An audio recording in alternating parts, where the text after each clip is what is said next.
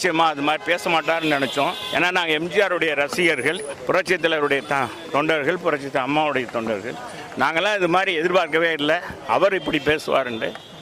அவரும் இன்னைக்கு கமர்ஷியலாக திமுகவுடைய இந்த ஆட்சிக்கு பயந்து கொண்டு தன்னுடைய படங்கள் நாளைக்கு ஏதாவது அதிகமான பொருட்செலவில் விற்கப்படுகிற அந்த படங்கள் இன்றைக்கி மிகப்பெரிய எதிர்பார்ப்போடு இருக்க படங்கள்லாம் எதுவும் கெடுத்துருவாங்களோ, சிவாஜி படம் மாதிரி எப்படி ஏவிஎம் படம் தயாரித்து ஏவிஎம் ஃபிலிம்ஸ் தயாரிக்கப்பட்ட சிவாஜி படத்தை படம் வர்றதுக்கு முன்னாலே அன்றைக்கி இருந்த டாக்டர் கலைஞர் வந்து அந்த படத்தை அவங்களுடைய கம்பெனிக்கு கொடுக்கல அப்படின்றதுக்காக முதல் நாளே சிடியை வெளியிட்டாங்க.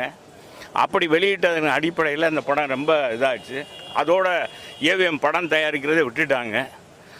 அந்த மாதிரி ஒரு சூழ்நிலை வந்துடக்கூடாதுன்றதுக்காக சூப்பர் ஸ்டாரும் இப்படி பேசிட்டாரே, ரஜினி அவர்களும் பேசிட்டாருங்கன்னு வருத்தம்.